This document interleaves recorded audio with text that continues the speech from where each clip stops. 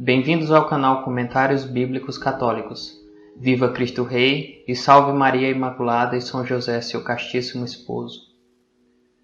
Hoje daremos início à série de comentários sobre o Evangelho segundo São Mateus.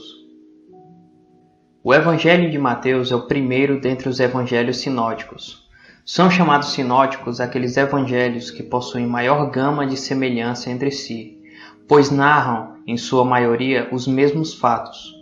São três os evangelhos sinóticos: o Evangelho de Mateus, de Marcos e de Lucas.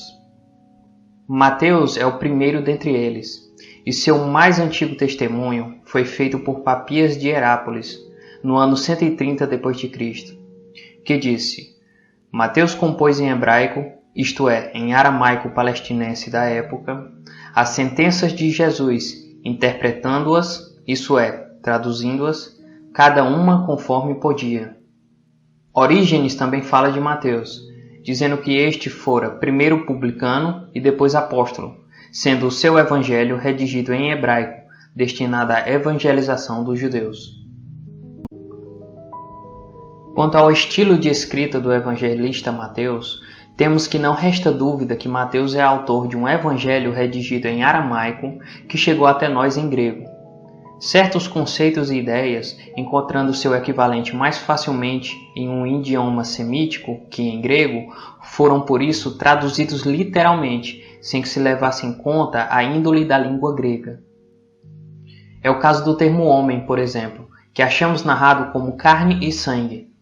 Lembramos quando, no capítulo 16 do mesmo Evangelho, Pedro confessa que Jesus é o Cristo, o Filho do Deus vivo, e Jesus lhe responde que não foi nem a carne nem o sangue que lhe revelaram isso, mas sim o seu Pai que está no céu.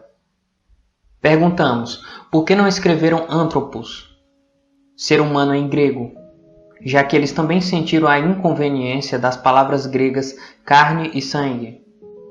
Veremos que a razão dessa preferência tem maior peso que o puro bom gosto linguístico. Carne e sangue, por exemplo, em Mateus 16, denota o homem como ser frágil e mortal, em oposição à eternidade e onipotência e à sabedoria infinita de Deus, um sentido que poderia ser perdido se a expressão semítica fosse abandonada. Do ponto de vista teológico, Mateus vê Jesus, o Messias do Antigo Testamento, o filho de Davi, que, no entanto, não alcançou o sucesso pleno e imediato na Palestina por causa da incompreensão e incredulidade dos chefes do povo. Em Jesus se cumpria as promessas messiânicas da Bíblia. Por isso, em nenhum outro evangelista abundam tantas citações veterotestamentárias. Mateus pretende provar que Jesus era o filho de Davi. Jesus mesmo era o cumprimento das leis e dos profetas. As curas de Jesus são obras messiânicas, e os curados se dirigem a Jesus como ao filho de Davi, que equivale a Messias. Pondo em relevo particular as polêmicas e hostilidades entre Jesus e os escribas, o apóstolo deseja despertar em seus leitores o senso de penitência e a conversão expiatória. Nestas polêmicas, Mateus serve-se dos recursos rabínicos de que dispõe. A miúde ele recorre às leis judaicas, um argumento que, por motivos óbvios, tinha menor valia para Marcos e Lucas. E por que razão isso? É simples. Enquanto o Evangelho segundo Mateus visava os judeus cristãos da Palestina, os Evangelhos segundo Marcos e segundo Lucas visavam os gentios cristãos do Império Romano.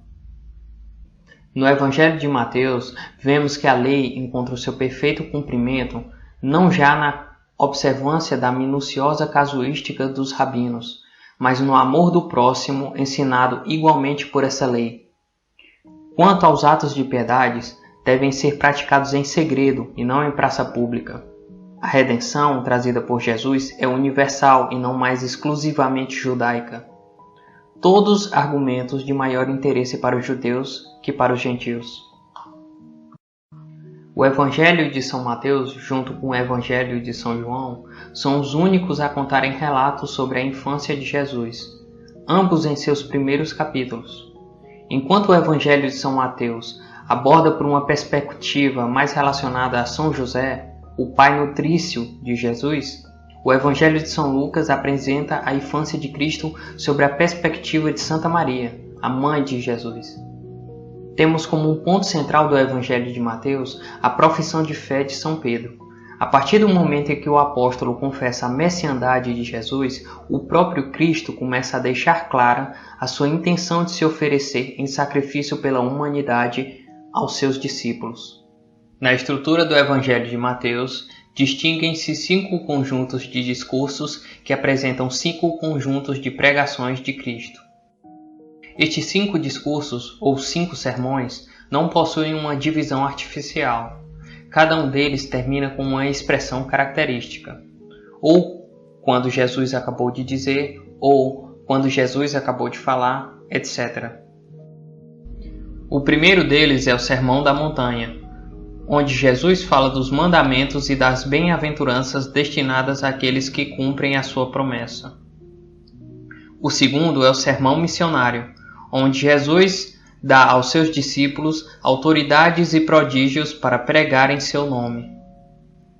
O terceiro deles é o Sermão das Parábolas, onde Jesus usa de analogias para explicar as realidades espirituais da santidade e do reino dos céus.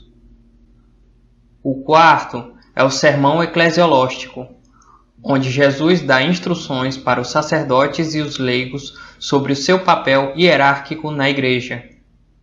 E o último, o quinto, é o Sermão Escatológico, onde Jesus fala da destruição do Templo de Jerusalém e do juízo final da humanidade.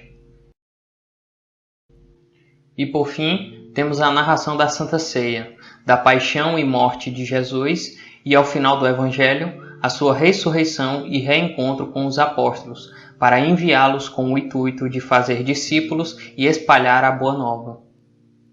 Sendo assim, acompanhe-nos nos próximos vídeos se inscrevendo no canal, pois iniciaremos então o nosso estudo sobre o Evangelho de Mateus, vendo mais profundamente sobre as profecias que Jesus cumpre à luz do autor sagrado, sobre o conteúdo desses 5 discursos de Jesus ao longo de sua pregação e, é claro, conduzir-nos no caminho do Calvário junto do Rei dos Reis, o Filho de Davi.